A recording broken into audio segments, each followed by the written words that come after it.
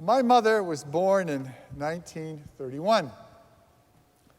So her childhood was spent growing up in the Great Depression.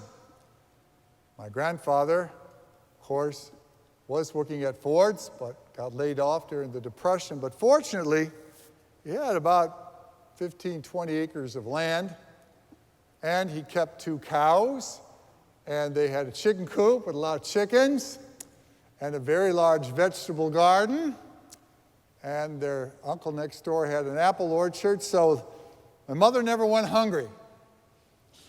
But what she remembers, one of the things she remembers is that after every time there was a good hard rain, like the one we had a couple days ago, that my grandfather and my grandmother and my mother Irene and her sister Florence would be given buckets, and they all went out, the 4 of them, into the garden or into the field with the buckets, and they would pick up stones that were washed up by the rain, because my grandfather would say, less stones in the garden, more soil for the crop.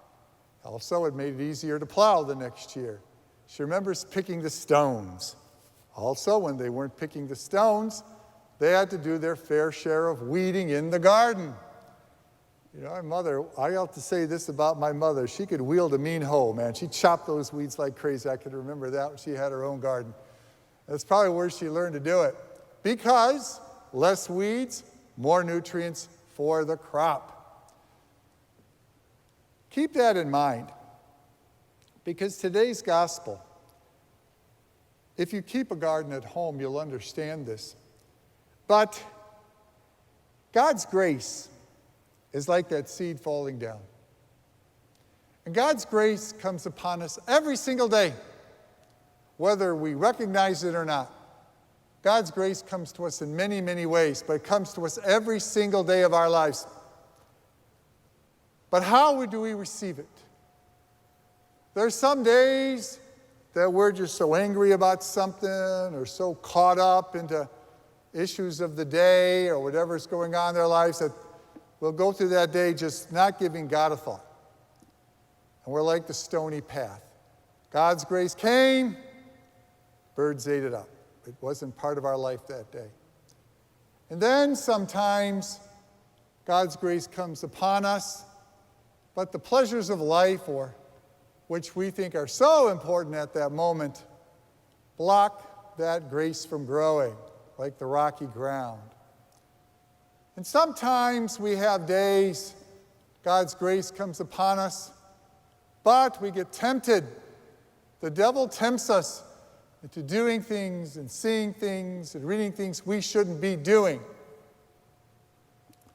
It's the sin. It's like the thorns that grow up and choke off what God wants to plant in our life.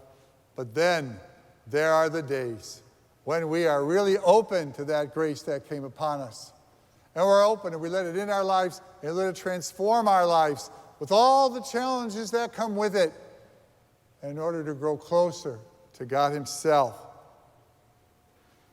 So realizing that seed of the grace comes upon us every single day of our life, it's up to us to tend to the garden of our lives. It's up to us to loosen up the hard soil of our lives so that we don't get so concerned about things we don't give God the mind that He deserves. And we have to take the stones of pleasure, too much self-indulgence, and cast those out so that God's grace can take root. And we have to do all that we can to resist the power of sin, because sin chokes off God's grace in our lives. And if we're actively doing that, then there'll be more and more and more days where God's grace takes root in our lives and grows and makes a yield of 30 or 60 or 100-fold.